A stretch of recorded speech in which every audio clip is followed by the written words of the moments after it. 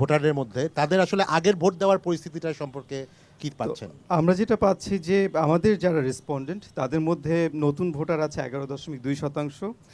গত তিনটির একটিতেও ভোট দেয়নি এরকম রেসপন্ডেন্ট আছেন 39.4%, এবং যে কোনো একটিতে ভোট দিয়েছেন এরকম আছে 49.4%। তুষার ভাই।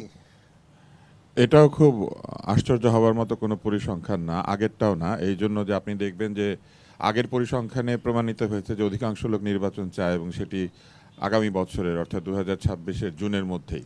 না, সেখানে কিন্তু 2025-এর 2025-এর মধ্যে অধিকাংশ চান, কিন্তু 2026-এর জুনের মধ্যে প্রায় হ্যাঁ। সকলেই নির্বাচন চান। হ্যাঁ। ফলে নির্বাচনের ব্যাপারে আসলে জনগণের মধ্যে কোনো দ্বিধাদ্বন্দ্ব নাই এবং তারা যত দ্রুত সম্ভব চাইছেন। জুনের মধ্যেও কিন্তু আবার এদের সবার মধ্যে সবচেয়ে বেশি নির্বাচন চাইছেন যারা, তারা এই বছর জুনের মধ্যে নির্বাচন চাইছেন। ফলে মানুষ নির্বাচনমুখী, এবং এই নির্বাচনমুখীনতা কিন্তু আরেকটি বিষয় নির্ধারণ করবে, নির্বাচন যত দেরি হবে ততই কিন্তু যারা নির্বাচন চাইছেন তারা এই বিষয়ে আরও আগ্রহী হবেন এবং নির্বাচনের জন্য দাবি দাওয়া উত্থাপিত হতে শুরু করবে। আর পরের যেটি আপনি বলেছেন যে নির্বাচনে ভোট দিয়েছে কিংবা দেয়নি, ভোট যারা দিয়েছেন তারাও আসলে সেই ভোট গোনা হয়েছে কিনা এই নিয়ে সন্তুষ্ট কিনা এইটা নিয়ে একটা প্রশ্ন থেকে যায়।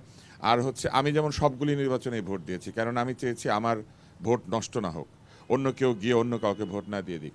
কিন্তু যারা ভোট দিয়েছেন তারাও কিন্তু নিশ্চিত না যে তার ভোটটা ঠিকমতো গোনা হয়েছে, এবং ভোট দিতে পারেন নাই এরকম সংখ্যা কিন্তু কম এখনও। অন্তত একটি নির্বাচনে অধিকাংশ লোক ভোট দিয়েছেন, ফলে ভোট দেওয়ার প্রসেসটা তারা জানেন।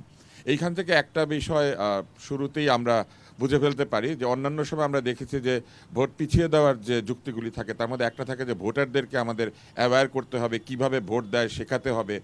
এইখানে এই তথ্যটা বলে দিচ্ছে যে অধিকাংশ ভোটার জানেন কি করে ভোট দিতে হয়, এবং এই জন্য কোনো সময় ক্ষেপণ করার, নির্বাচন কমিশন যদি এসে বলে যে আমরা ভোটারদেরকে প্রস্তুত করছি, এখানে অনেক নতুন ভোটার আছেন, আসলে অনেক নতুন ভোটার নাই, অধিকাংশ লোক অন্তত একবার ভোট দিয়েছেন।